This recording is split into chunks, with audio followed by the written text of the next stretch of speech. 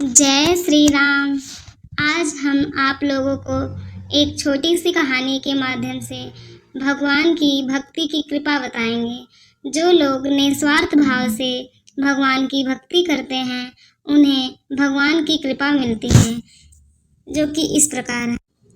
एक ग्वाला रोज गायों को चराने गांव से बाहर जंगल में जाया करता था। जंगल में एक दिन एक संत का आश्रम दिखा और वह संत उस आश्रम में रोज तप, ध्यान, पूजा पाठ, मंत्र जप करते थे। ग्वाला रोज संत को देखता तो उसे समझ में नहीं आता कि संत ये सब करते क्यों हैं रोज रोज। और फिर ग्वाले की उम्र कम थी। एक दिन ग्वाला के मन में यह जिज्ञासा उठी और वह संत से पूछने गया कि आप यह सब क्या करते हैं रोज रोज। तो संत ने ग्वाले को अपने पास बुलाया और बैठाया। बोला कि भगवान को पाने के लिए मैं रोज भक्ति करता हूँ। रोज पूजा पाठ, तप, ध्यान और मंत्र जप करने से भगवान के दर्शन होते हैं। संत की बात सुनकर ग्वाला ने सोचा कि मुझे भी भगवान के दर्शन करना चाहिए। ये सब सोचकर, संत की बात सुनकर ग्वाला अपने मन में सोचा कि मैं भी सच्चे दिल से भक्ति करूँगा और भगवान के दर्शन करूँगा।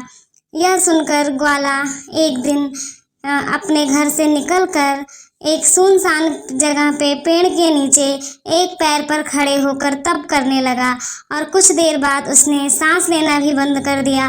ग्वाले ने सोचा कि अब जब तक भगवान दर्शन नहीं देंगे तब तक मैं ऐसे ही एक पैर पे रहूँगा। छोटे से भक्त इतनी कठिन तपस्या से भगवान बहुत जल्दी प्रसन्न हो गए। वे ग्वाले के सामने प्रकट हुए और बोले कि पुत्र, आंखें खोलो, मैं तुम्हारे सामने आ गया हूँ।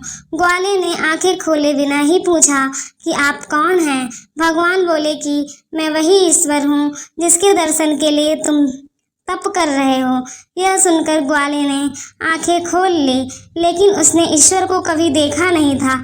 वह सोचने लगा कि क्या ये वही भगवान हैं।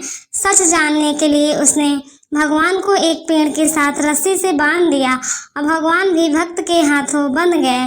फिर ग्वाला तुरंत दौड़कर उस संत के आश्रम में पहुंच गया और पूरी बात बताई।